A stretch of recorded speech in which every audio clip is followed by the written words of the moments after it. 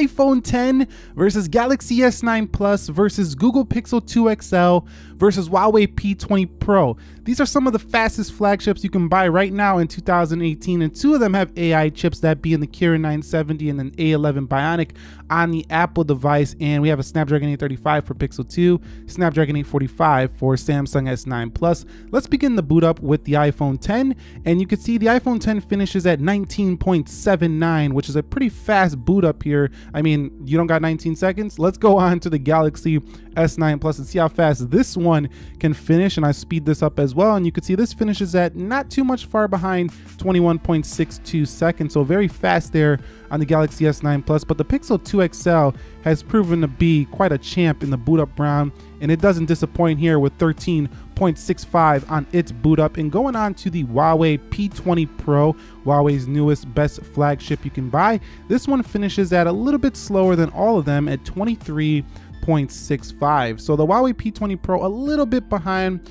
but not too much, so it's not a big deal. I mean, how often do you really boot up your phone anyway? And these are very fast speeds on all of them. But the Pixel 2 XL, hands down the fastest booting phone you can buy right now. Let's talk a little bit about their facial recognition. The iPhone 10 is a two-step process. Face ID does get better the more you use it, and it is very accurate, but sometimes people miss. Over here on the Galaxy S9 Plus, we have facial recognition. This one requires you to be looking directly at it, because sometimes this will miss too, but it is faster than the iPhone 10 because it doesn't have a two-step process. The Pixel 2 XL, just like the iPhone 10, slower than the Galaxy S9 Plus, requires a two-step process. You do have to look at the front camera, and then it will unlock from the bottom up. You just swipe up. So Pixel 2 XL, kind of like the iPhone 10 in this regard, just not as secure as that device. Now the Huawei P20 Pro is a very fast facial recognition. All you have to do is look at the phone. It reminds me a lot of the OnePlus 5T, and this thing is so fast that you don't even have to, it bypasses the lock screen and it goes right in. So the Huawei P20 Pro, hands down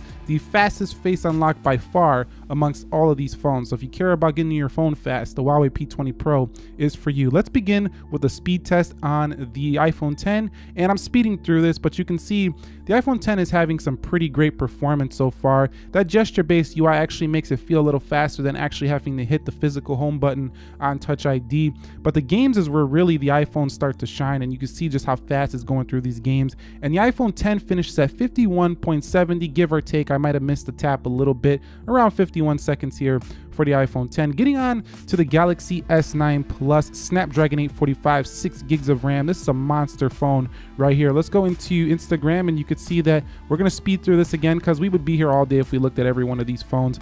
But Chrome, Lightroom, everything's opening pretty quick, and you could see a little bit of a twitch there when opening games. It doesn't look as fluid as the iPhone, but it's still a very fast device. Geekbench and speed test, and you could see the Samsung finishes at 50.16, so faster than the iPhone 10 on this single round of applications. Going on to the Google Pixel 2 XL, you can see everything is closed out, and the Pixel 2 XL has extremely fast animations, as you can see right here. Same speed, we're speeding through it, and you can see it's just very quick to open these applications in terms of that animation, a lot like the OnePlus 5T in my opinion. So the Google Pixel 2 XL on this single round finishes at 47.64, so faster than both iPhone 10 and Galaxy S9 Plus on the single round. So let's go into the Huawei P20 Pro now. This is the one we really want to see here. 6 gigs of RAM, Kirin 970, and you can see opening similar amount of apps here.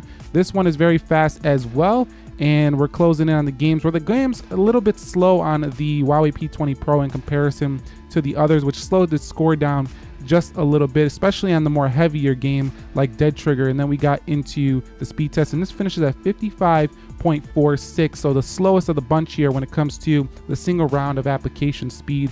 And the Google Pixel 2 XL hands down wins the first round. Now we're going to quickly just look at the multitasking just to see how they perform in reloading these applications. And the iPhone 10 is perfect, spot on. There wasn't one reload, just perfect performance there for the iPhone 10. Now the Galaxy S9 Plus, a little bit slower when it comes to that animation when reopening applications, not as fluid as the iPhone 10, but I would say just about even. It's just slightly behind when it comes to that fluidity. I mean, just very slightly.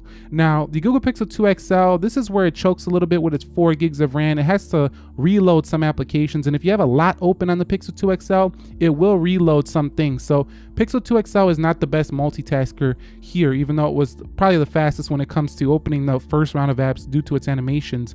Now, the Huawei P20 Pro was actually more fluid than the Galaxy S9 Plus and the Pixel 2 XL when it comes to the multitasking, almost perfect like the iPhone 10. So the P20 Pro is a very impressive RAM management phone. So if you do want to do some multitasking on your phone, you want the iPhone 10 or the P20 Pro. They both feel very fluid, very similarly fluid when doing such things. Now, the iPhone 10 just obliterates the Android competition when it comes to its Geekbench score. I mean, we're talking massively larger scores on the iPhone 10, like MacBook level. The Galaxy S9 Plus gets close, but the Pixel 2 XL and the P20 Pro are a little bit behind as they are utilizing last year's processors.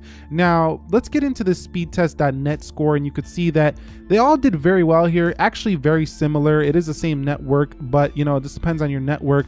But I see that the Pixel 2 XL is doing the best here of all of them. The P20 Pro and the S9 Plus going head to head, and the iPhone 10 a little bit good as well compared to the rest of them. So Pixel 2 XL and iPhone 10 there.